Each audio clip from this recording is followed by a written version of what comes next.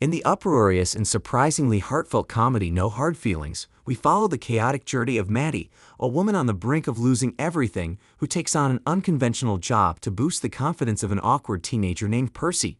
What begins as a desperate attempt to secure fast cash quickly spirals into a series of wild, unpredictable events. As Maddie and Percy navigate this unusual arrangement, they find themselves in situations that challenge their perceptions of love, relationships, and the true meaning of growing up. This film is a roller coaster ride of humor and emotion, leaving both characters and the audience forever changed. The movie starts with Gary, a tow truck driver, arriving at Maddie Barker's home to repossess her car. Maddie, who had a past romantic relationship with Gary until she suddenly cut off contact, tries to appeal to his emotions. However, her efforts are interrupted by a man from a casual encounter the previous night who appears in his underwear and makes inappropriate advances despite her protests. Gary tows the car away. As Maddie is an Uber driver, she puts on rollerblades to catch up with Gary, halting when he stops to buy breakfast. She tries to lower the car and drive off, but the vehicle remains attached to the truck. In a clumsy attempt, she tries to disengage the car only for Gary to raise it back up again.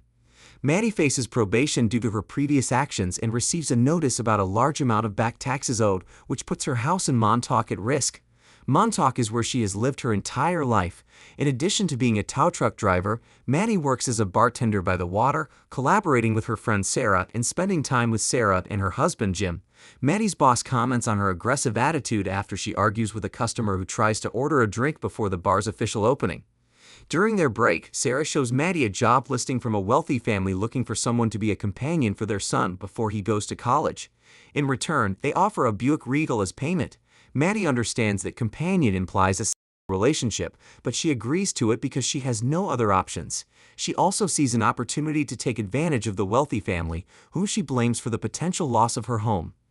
Maddie arrives at the Becker family's residence and meets the parents, Laird and Allison. They discuss their son Percy, who is socially awkward and introverted, spending most of his time playing video games. Although initially seeking someone closer to Percy's age, Maddie convinces them that she is the right fit for the job. However, Laird and Allison emphasize that Percy must not know about their arrangement. They direct Maddie to find Percy at the dog shelter where he works. Wearing a fitted dress, Maddie tries to charm him, pretending to be interested in adopting a dog. Percy introduces her to Milo, a former police dog with a history of cocaine addiction. Percy feels uneasy due to Maddie's assertiveness, leading him to contemplate leaving early. However, Maddie suggests driving him home in Jim's van. Upon reaching her house, Percy reacts by spraying mace at her, which causes her discomfort. Maddie then explains that she was attracted to him, prompting Percy to request a real date. Maddie accepts his proposal.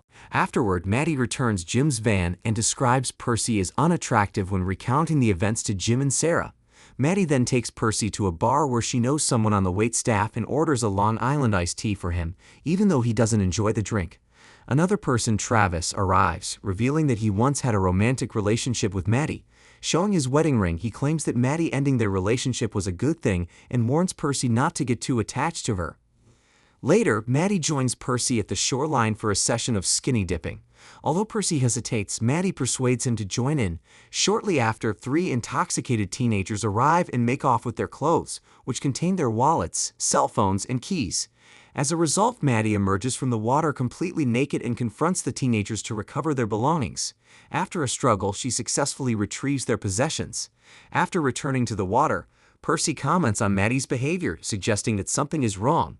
This makes Maddie consider leaving, but Percy, still unclothed, insists on getting his phone back. In response, he climbs onto the hood of Maddie's car.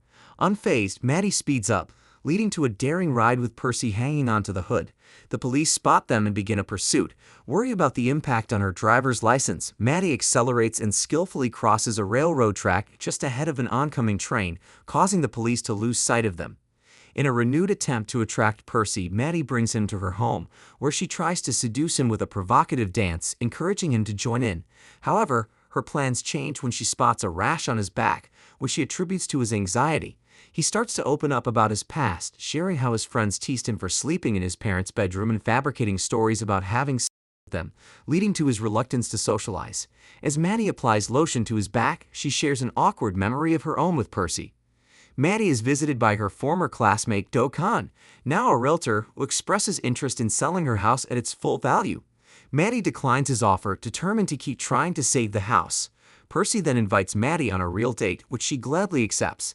They have a fun time at an arcade, winning prizes until they are asked to leave after Maddie playfully teases another child.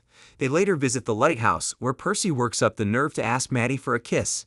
Despite his slight awkwardness, Maddie agrees and they share the moment together. During their conversation, Maddie confides that she has never left Montauk and has continued living in her family home with her mother.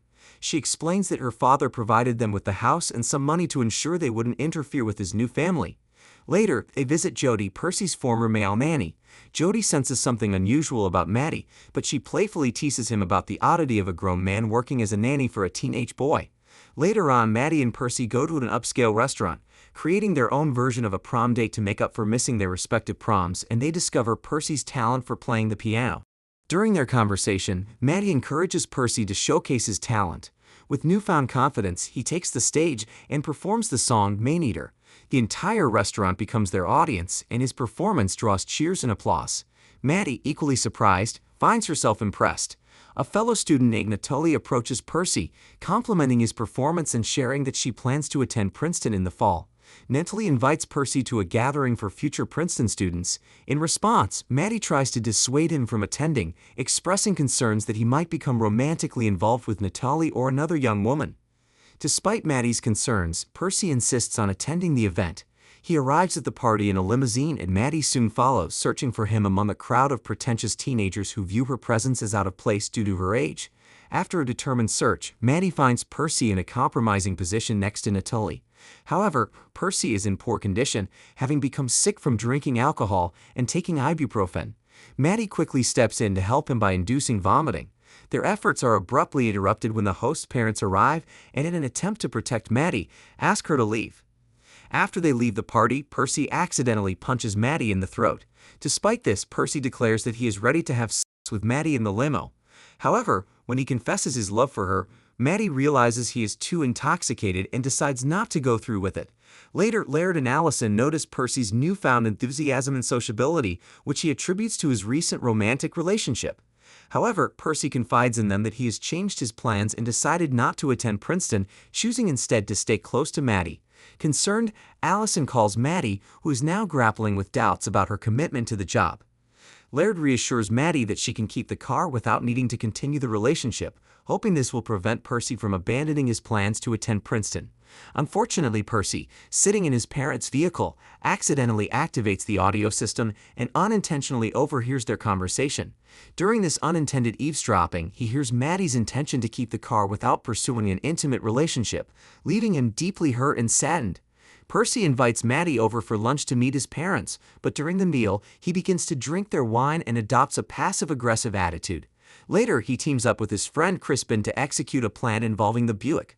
They drive the car into the woods, where they tamper with it by placing a rock on the gas pedal, causing the vehicle to crash into a tree. The impact results in the tree collapsing onto the car. In an attempt to get things over with, Percy and Maddie decide to have sex when they return to the house. However, before he can even fully engage, Percy prematurely ejaculates on her thigh. Frustrated, he claims that he is now enlightened and no longer wishes to see Maddie, predicting that she will end up spending the rest of her life in Montauk. Later on, Gary delivers the battered Buick to Maddie, as her name is listed on the paperwork. As a result, she is forced to continue her Uber duties using the now damaged vehicle. While Percy isolates himself in his room, absorbed in video games and ignoring Maddie's texts and calls, Maddie eventually gathers enough money to repair her car and pay off her taxes. She joins Jim and Sarah in a celebratory moment, but their joy is short-lived when Jim and Sarah announce their plans to move to Florida due to their upcoming baby's arrival. Overwhelmed with disappointment, Maddie realizes she is facing a future of solitude. Accepting this, she contacts Joe and decides to take him up on his offer to help sell her house. Maddie transfers ownership to Jim and Sarah so they can have a home to raise their child, while she begins preparing for her own move to California. Upon learning that Percy is attending a Princeton gathering, Maddie decides to find him. However, Percy continues to ignore her, refusing to respond as she tries to explain her side of the story. In a twist of their earlier encounter, Maddie climbs onto the hood of his car, but Percy drives off with her holding on. Their unexpected journey takes them along the shoreline, where Maddie accidentally catches fire from a nearby barbecue grill. The chaotic escapade ends with Percy driving the car into the water, bringing their tumultuous ride to a dramatic conclusion. Overwhelmed by panic, Percy desperately searches for Maddie until they both exchange tearful apologies. Following their emotional reconciliation, Maddie reveals her plan to move to California, a decision Percy fully supports. He reassures her that despite everything, he views their intimate experience as a meaningful milestone in his life. On the day of his departure to Princeton, Percy packs his bags and says goodbye to Laird and Allison. To his surprise, Maddie shows up, ready to drive him to his destination before beginning her own journey to California. As a final surprise, Maddie introduces Milo, a new addition to her life, leaving Percy astonished. The film concludes on this heartwarming note. Thank you for watching.